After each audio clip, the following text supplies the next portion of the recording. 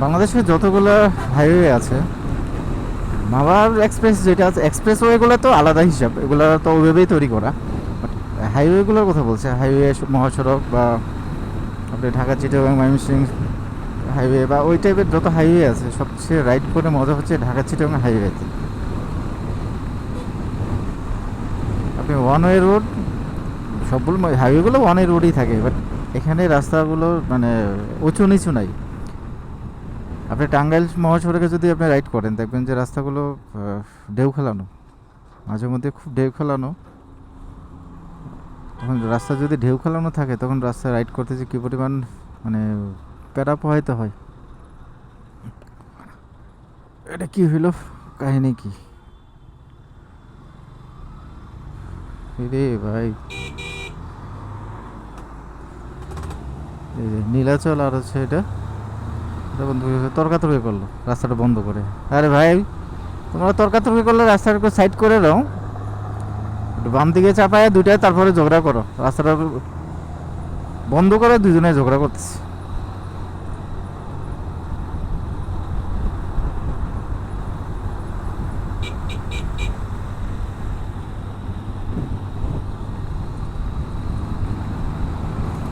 হঠাৎ করে তখন রোদ ছিল, কিন্তু আকাশটা এখন মেঘলা হয়ে গেছে। মেঘলা বলতে কি, রোদের ইয়েটা, রোদ কমে গেছে। এখন বৃষ্টি হবে কি না বোঝা যাচ্ছে না।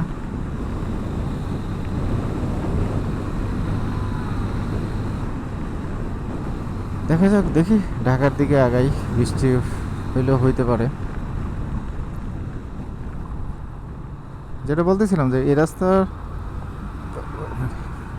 উঁচু নিচু নাই, ঢেউ খেলানো না, এগুলো এই রাস্তায় রাইড করতে অনেক বেশি মজা লাগে। আপনি আপনি যে স্পিডে চালান, 80 90 100, বা অনেকে অনেক আরও 120 30 স্পিডও এই রাস্তায় চলে, এতে একটা হিসাব তো আলাদা। বাট আপনি যদি নর্মাল ওয়েতে 90 100 বা 100+ মানে হচ্ছে রাইড করেন, তা আপনি মানে আপনাকে প্যারা পাওয়া লাগবে না যে আপনি এই উঁচা নিচুর কারণে বা আপনি ঢেউ খেলানোর রাস্তায় যে একটা প্যারা পাইতে হয়, এখানে এই প্যারাটা পাওয়া লাগে না।